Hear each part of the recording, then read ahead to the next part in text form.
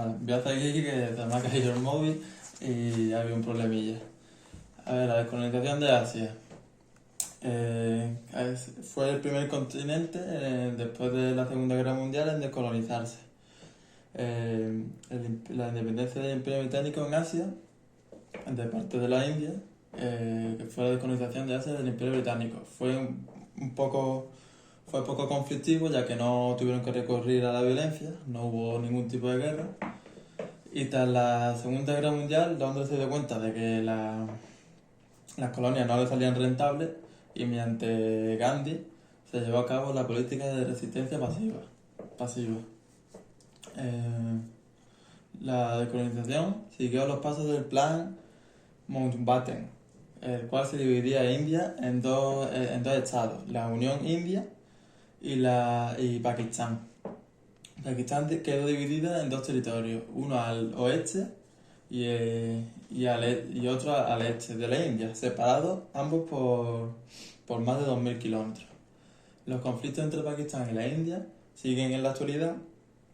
Han sido la causa de tres grandes guerras entre ambas.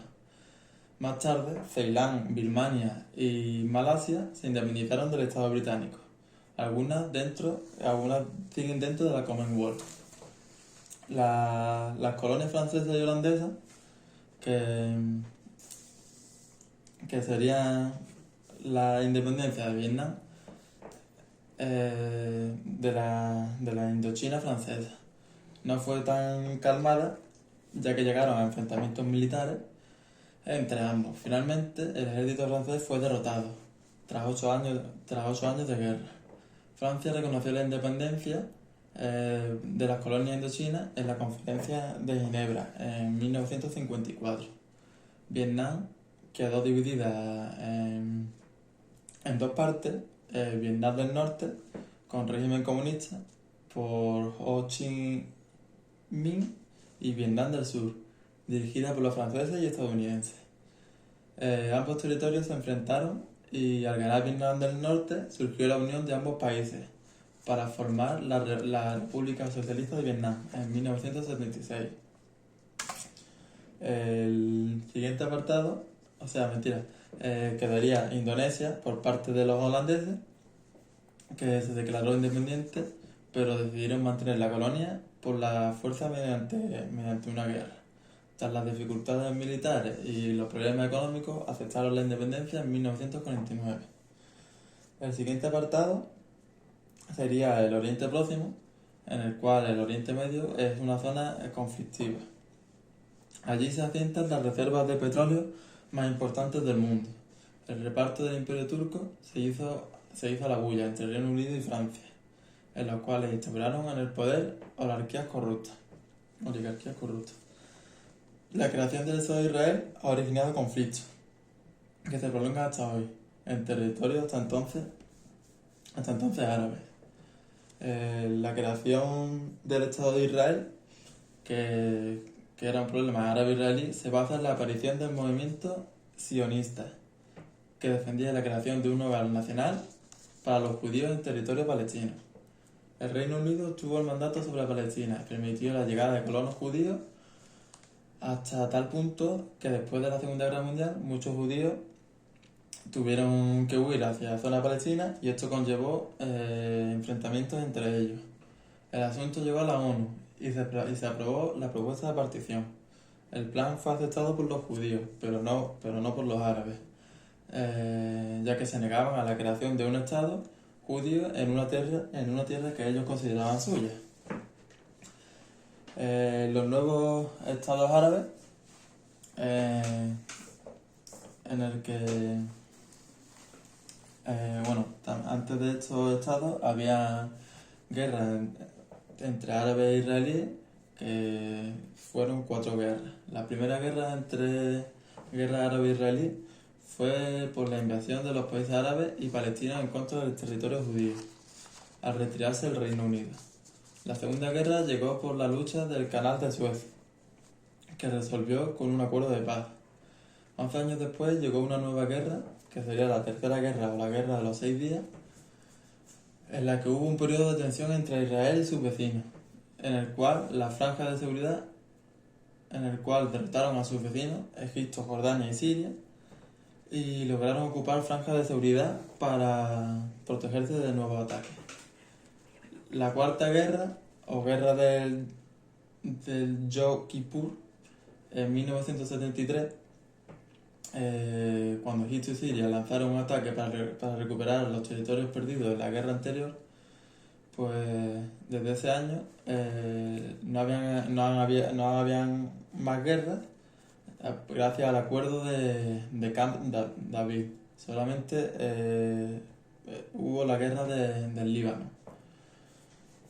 El siguiente apartado serían los nuevos estados árabes.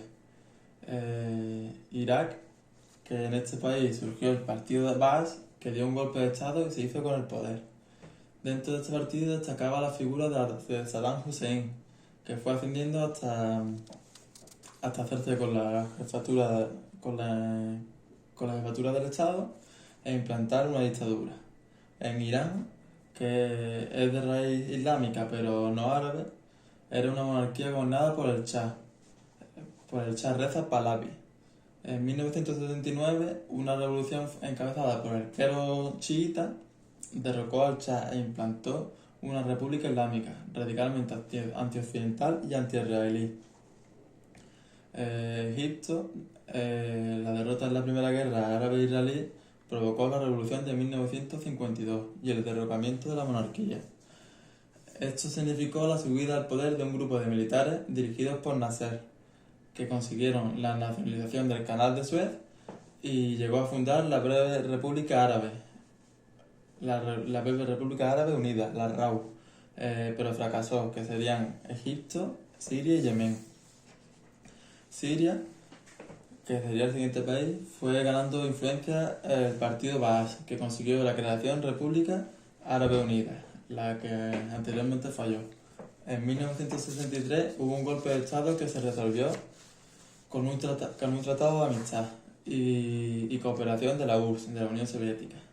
Siria intervino en la guerra del Líbano, en la que mantienen una fuerte influencia en la actualidad. Las monarquías teocráticas, que en la península arábiga están las grandes reservas petrolíferas, de las cuales suministran gran parte de su petróleo a todas las zonas del mundo.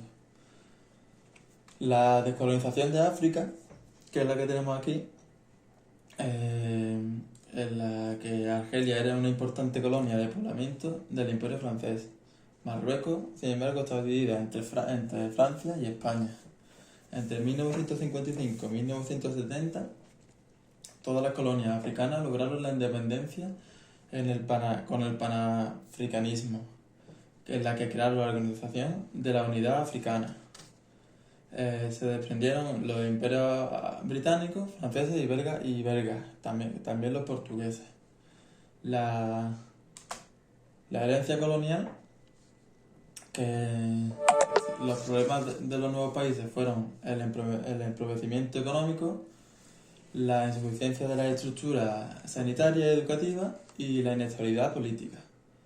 La formación del tercer mundo, que desde mediados del siglo XX se conformó un grupo de países en situación de subdesarrollo económico y de pobreza, catalogados como países subdesarrollados o en vías de desarrollo. También surgió la expresión norte-sur para referirse a un norte rico y a un sur pobre. El último apartado serían las características del subdesarrollo, en la que la agricultura exportan más de lo que tienen, pero no pueden alimentar a su población.